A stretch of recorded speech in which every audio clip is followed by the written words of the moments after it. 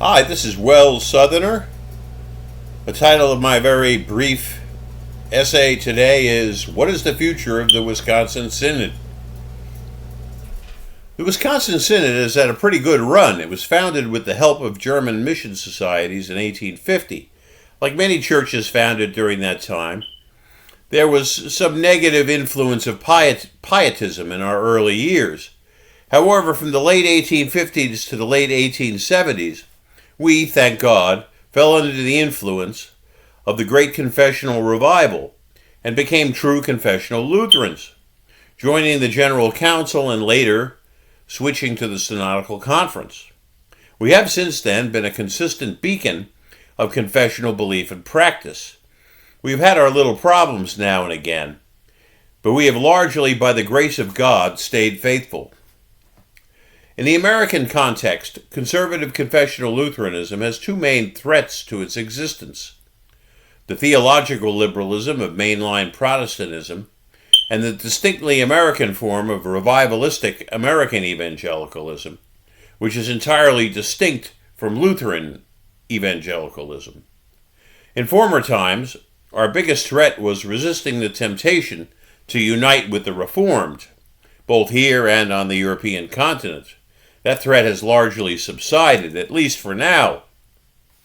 The bad habits of liberal mainline Protestantism, which flow out of higher biblical criticism, are out there for all the world to see.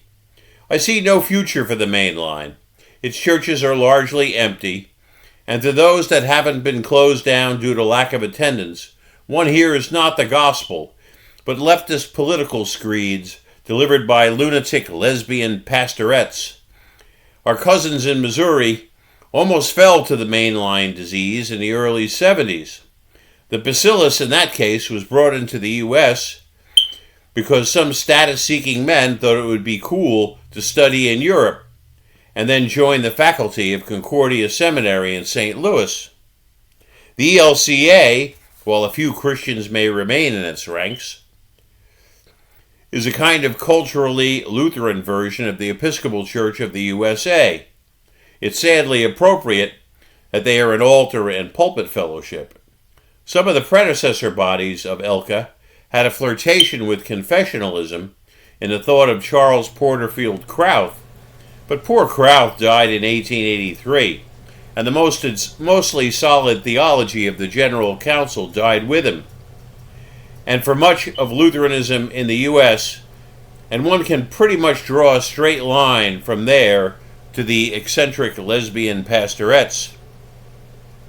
Just as there is more than one way to skin a cat, there are more ways that theological liberalism can enter the body of the Wisconsin Synod other than by the vector of higher criticism from the likes of dubious characters such as Friedrich Schleiermacher, David Friedrich Strauss, and Ludwig Feuerbach. It can sneak into Wells by means of pop American evangelicalism, with its revivalism, pietism, mysticism, and enthusiasm.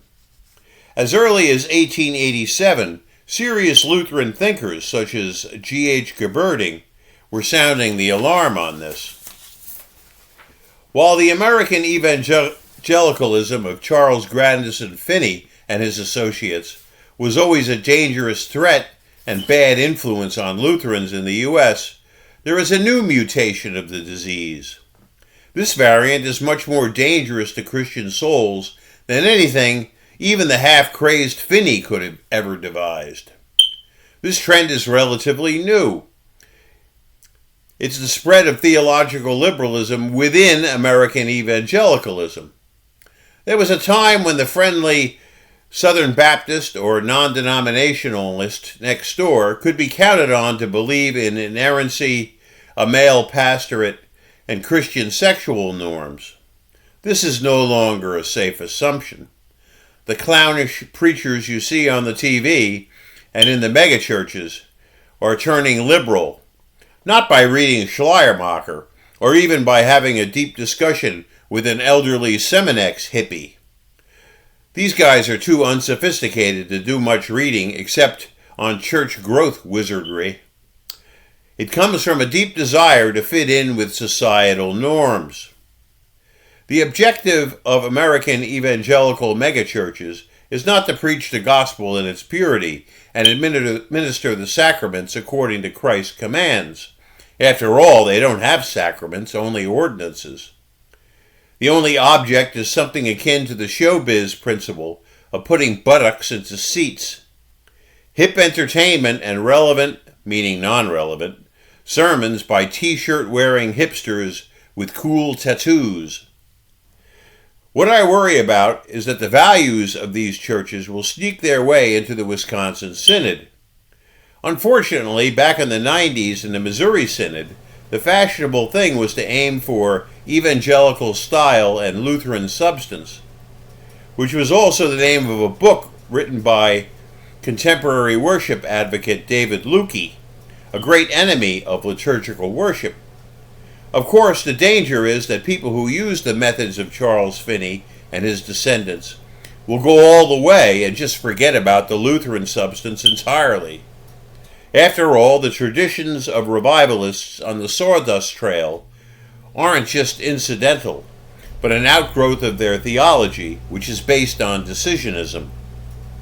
To be clear, I'm not saying that all contemporary worship advocates in Wells are conscious advocates for American evangelicalism, but some might be tempted in that direction.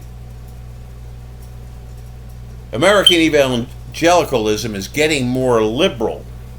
Big radio preacher Alistair Begg recently told an elderly lady that she could in good conscience attend her grandson's wedding to a transsexual person. Andy Stanley, a fashionable TV preacher, implied in a sermon that homosexuals should marry each other to avoid fornication. He also sponsored a conference where openly homosexual speakers claiming to be Christian gave orations. Pastor Rick Warren, author of the bestseller The Purpose-Driven Life, has announced that one of the purposes of his life is to ordain pastors in the Southern Baptist Convention.